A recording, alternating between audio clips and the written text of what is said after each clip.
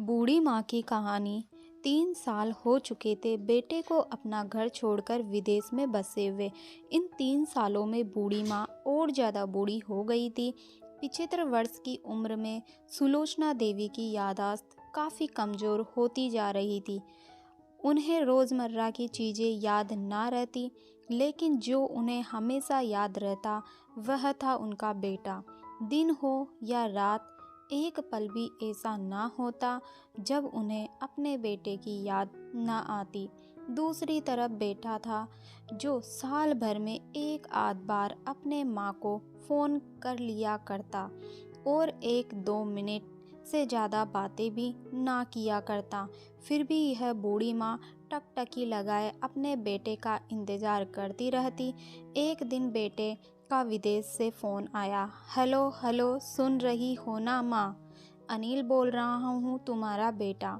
कैसी हो माँ? मैं ठीक हूँ बेटा।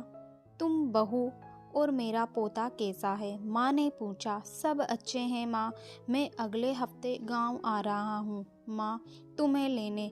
अब हम सब साथ में ही लंदन में रहेंगे माँ। तुम्हारी बहू कह रही थी माँ को यहाँ पर लेकर आओ, बेचारी अकेली वहाँ परेशान होती होगी। बेटे ने कहा। माँ की बूढ़ी सूखी आंखें आंसुओं से भीग गई। उसके कमज़ोर शरीर के नस नस में खुशी की लहर दौड़ गई।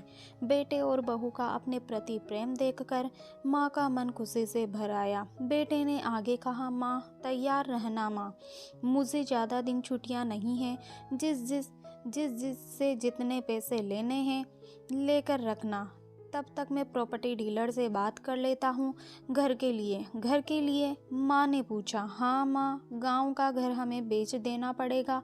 अब हम साथ में ही रहने वाले हैं तो वहाँ पर घर रखने का कोई मतलब नहीं है माँ, बेटे ने कहा। बूढ़ापे की वजह से ठीक से चलने में असक्षम माँ ने पूरे मोहल्ले में घूम घूम कर अपनी इस खुशखबरी को सबको सुनाया। सभी को खुशी हुई। सबको लगा माँ जी के आखिरी दिन अपने परिवार के साथ खुशी से बीत जाएंगे। घर वापस आकर माँ ने अपने घर के कोने कोने को ऐसे देखा जैसे वह अपने दूसरे बेटे को देख रही हो। देखे भी क्यों ना, उस घर में अपने बेटे से कम थोड़ी समझा था। उस अपने पति के साथ 40 साल यहीं तो बिताए थे, लेकिन अब मजबूर थी बूढ़ापे की आखिरी साल बेटे और बहू के साथ बिताना चाहती थी।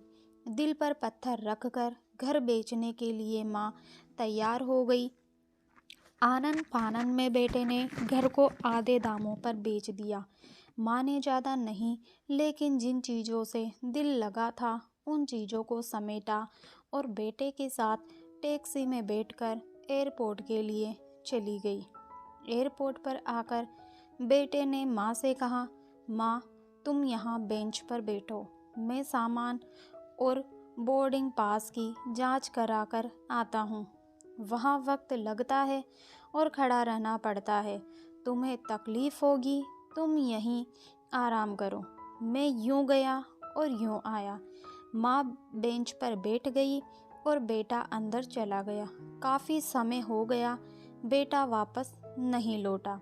माँ सोचने लगी, ज़्यादा भीड़ होगी इसलिए देर लग रही होगी। अंधेरा होने को आया।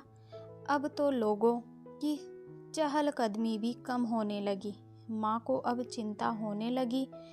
एक कर्मचारी ने आकर पूछा, किससे मिलना है माँ जी आपको? यहाँ पर क्यों बैठी है? डरती हुई आवाज़ में सुलोचना देवी बोली, मेरा बेटा अंदर सामान की जांच कराने गया है, लंदन जा रहे हैं हम। क्या नाम है माँ जी आपके बेटे का? कर्मचारी ने पूछा। अनिल नाम है मेरे बेटे का, सुलोचना देवी ने बताया। कर्मचारी अंदर गया और थोड़ी देर बाद बाहर लौटा। उसने सुलोचना देवी से कहा, माँ जी लंदन जाने वाली फ़्लाइट तो दोपहर में ही जा चुकी है और आपका बेटा भी उस फ्लाइट में बैठकर लंदन जा चुका है। अब आपके यहाँ बैठने का कोई मतलब नहीं है, आप भी अपने घर चली जाइए। क्या जा चुका है और मैं घर जाऊं? घर? माँ की आंखों से आंसुओं के सैलाब उठने लगे। जैसे तैसे माँ घर पहुंची। जो अब उसका था ही नहीं, बिक चुका था। वो वहीं बरामदे में तुलसी के पास सो गई। घर के नए मालिक को उस पर दया आई तो एक कमरा किराए से उसको दे दिया। पेंशन के पैसों से खाना और किराए का बंदोबस्त हो जाता था। दिन बीतने लगे।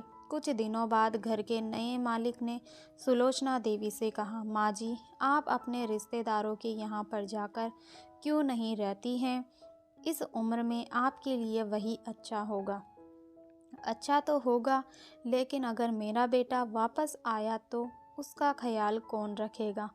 मेरा बेटा बहुत भोला है, उसे अपना ख्याल रखना बिल्कुल नहीं आता।